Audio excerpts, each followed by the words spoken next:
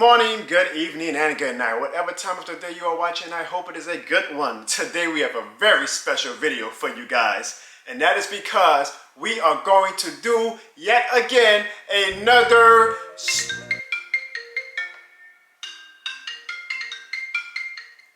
Hello?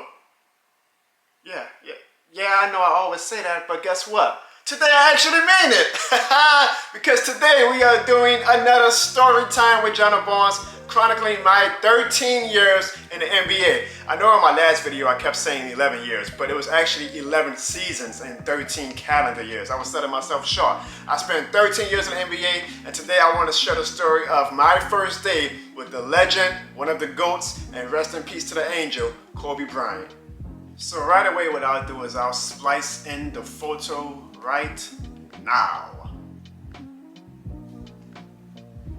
And that picture was always one of my favorite pictures. I took a lot of pictures with the NBA players that I was blessed to work with. A lot of fans, even I guess co-workers or whatnot, usually they seek autographs. I've always been more of a picture guy. I like the pictures because I feel like it's a memory that lasts a lifetime, and I can, show everybody like, here is me with this person, rather than just showing a piece of ink on a paper or a poster or a picture or whatever. So Kobe was actually the first player that I ever asked to take a photo with. So this was my first season with the New Orleans Hornets at the time, and obviously it was a big deal whenever the Lakers came to town because unfortunately we have a lot of Lakers fans in New Orleans, even though we have our own team now, but also because it's Kobe Bryant and everybody wants to see him, right? So I was really hoping to be able to get the chance to work in the Lakers locker room for that game. How it usually worked is that there wasn't any set,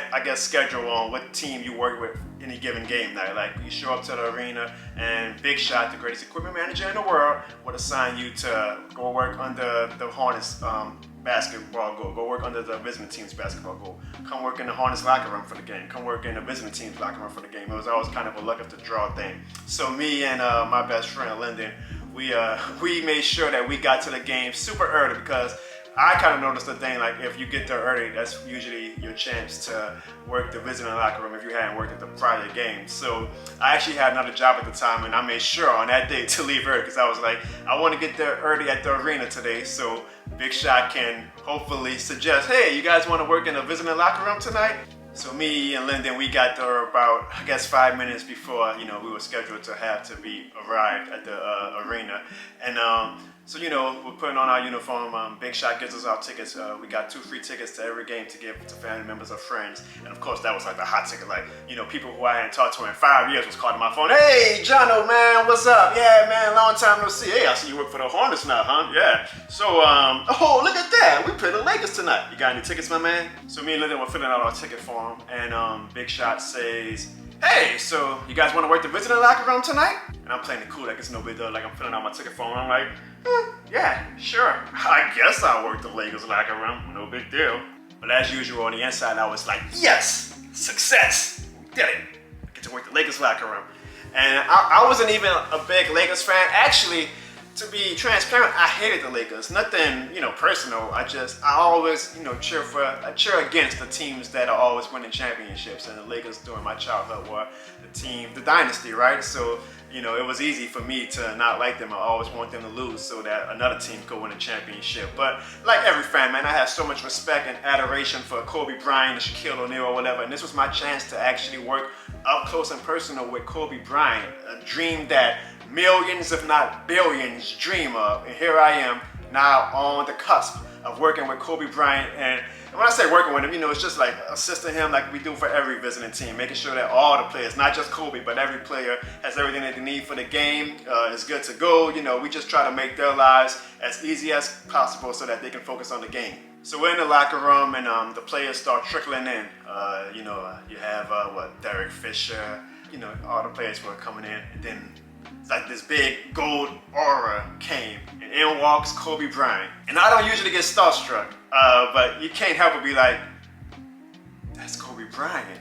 Now mind you, if you watch the last video, you have to be professional, so I couldn't be like, oh my God, Kobe Bryant, or whatever. Like, I had to, I'm there to do a job, and my job is to make him and all the Lakers players and staff have everything that they need for the game tonight so that they're good to go. So all night I was professional, like, you know, Kobe asked any questions or whatever, I helped him out. If he needed any assistance with anything, I helped him out. But like I said, I'm like a huge NBA fan, right? So in my head, the whole night I'm like, holy crap, I am working with Kobe Bryant. I am working with Kobe Bean Bryant, one of the greatest NBA players of all time.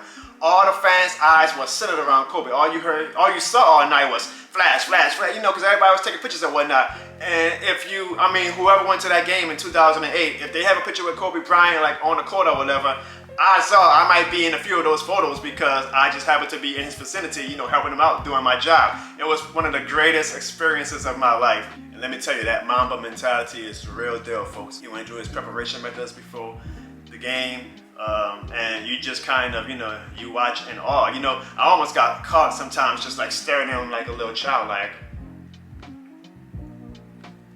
and staring like, Jono, we need this. I'm like, oh yeah, let me go actually do what I'm actually supposed to be doing. So this was the game that took place on November 12, 2008.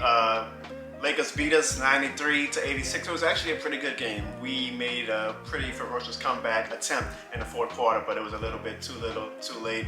Kobe had 20 points. Chris Paul actually had was the player of the game, I guess, as far as, you know, performance. He had 30 points and 13 assists. It was a good game. Unfortunately, we lost, but it was just still cool for the first time in my life. Like, that also was my first time watching Kobe Bryant play in person, and I got a front row seat. I was so as a ball boy, you ought to have two positions if you're working in the locker room. Back in the day, it was either you did the water cooler behind the bench, so you're like right behind the bench where all the players are, you hear everything. Or you are to the side of the players' bench, like you're sitting on the court. It's better than courtside seats. Actually, now if I ever get courtside seats, I'll probably be like, yeah, all right, it's whatever. I'm not on the court though. But you're sitting to the side of the bench and you're like literally right there. You can't beat that view. You can't beat that experience. Like my first time seeing Kobe Bryant, and not only am I watching him like with the greatest seats in the world, but I'm also like when he comes to the bench to take a breather or whatever, I'm literally right next to him, you know, damn near shoulder to shoulder. So Lakers win. We're doing now our post-game duties, you know, which is like cleaning up the locker room, making sure all the players are good to go before they board the bus to head to whatever city that they're going to next. Most of the players are on the bus, ready to board. Kobe is obviously the last player because he has more media obligations to do and whatnot. And outside the locker room, there's like a big crowd because there's, you know, VIP guests or whatnot who are waiting in the wings trying to catch a snap of Kobe or try to get a picture or autograph or whatnot. So I'm not necessarily supposed to, you know, I'm not encouraged to ask opposing players for anything, but I really wanted to take a picture with Kobe, right? So I brought my camera with me. iPhones were out at the time. I don't know if I even had an iPhone though. So I had my Polaroid camera with me. I made sure to put it in my pocket. I was like, I'm going to ask at the right time. I'm not going to ask when he's warming up. I'm not going to ask him while he's in the locker room or anything like that. I said, I'm going to wait till after the game. Hopefully everything is good to go and I can ask for a photo. So Kobe comes out the locker room. A lot of fans, obviously, not just people in the locker room like the VIPs, but in our loading dock, there are fans who get special privilege to like kind of wait and lounge around behind barricades and watch all the players come out. And obviously there's a ton because everybody wants to see Kobe Bryant, right? So Kobe might have spent another 10 to 15 minutes, you know, signing autographs, taking pictures, shaking hands, talking to guys like Chris Paul and whatnot. And that might seem minuscule to a lot of people, but you gotta imagine like a game day for an NBA player is almost non-stop. There's only like a short window where you can actually exhale and breathe and, you know, do some personal stuff. So Kobe's going all day, and we know it's Mamba mentality. Like he's always focused on game days, and for him to take even that much time after game to meet people and shake hands and sign autographs and take photos, that's a lot. Like that shows a lot about a person's character in my mind. So for my ball boy duty, I'm pretty much done. Like the locker room is clean, the bags are loaded on the bus, everything's good to go. You know, at this point now, I'm basically allowed to just go back to our home locker room, the Hornets locker room, and chill, you know, maybe get a post-game snack and get ready for the next game. But my anxiety is going, I'm like, I'm going to take a picture with Kobe Bryant. Forget this, I don't know how many years I have left to do this. It wound up being 13, but I'm like, I'm taking a picture with Kobe Bryant. So I wait by the bus, I have my camera with me, I'm just watching Kobe kind of go down the list of all the fans, and he's trying to meet as much as possible, but you know, he can't sign every single autograph or meet every single person, but he's trying. Like,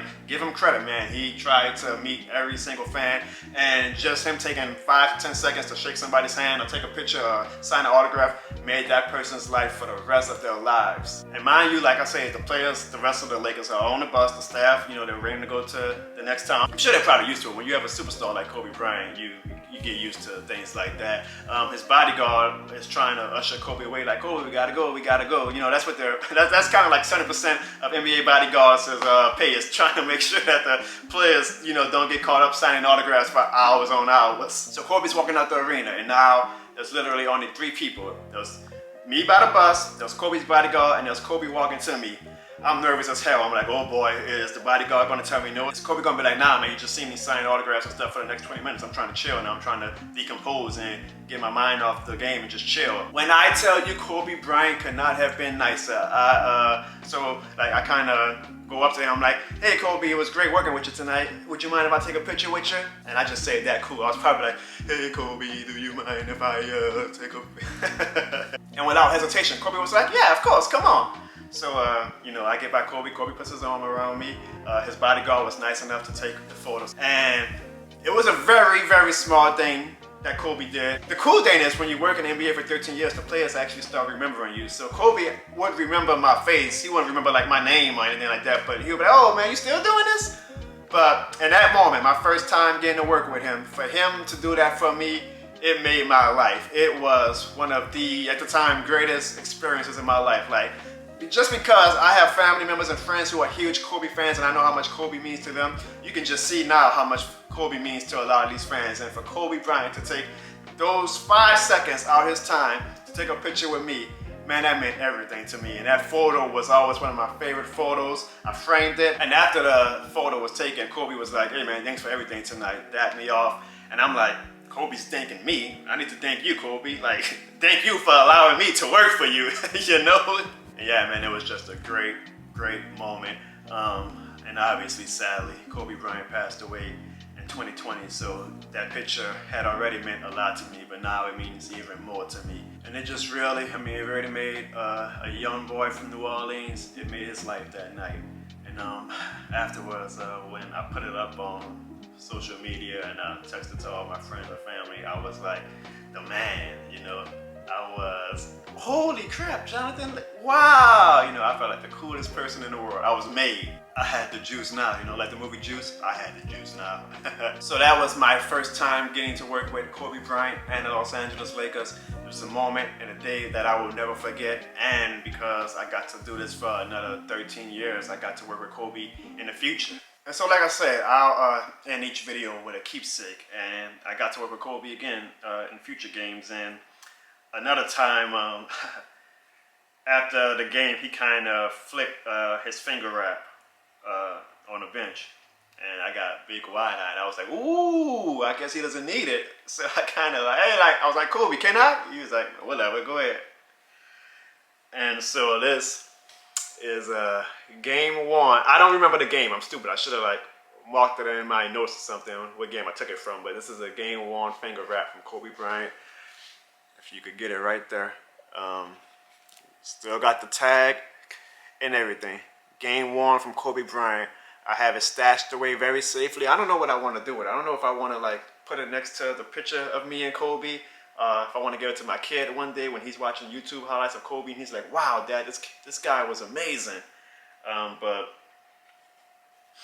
I actually wore it one time when I was playing basketball and I had like 12 points. I'm lying, I don't know how many points I had, but when I wear it to play basketball, sometimes I feel like mamba mentality, like I'm the man, I'm not the greatest basketball player, but ooh boy. But just know, if you're at the gym and I come on the court and you see me wearing this, I better be your first pick.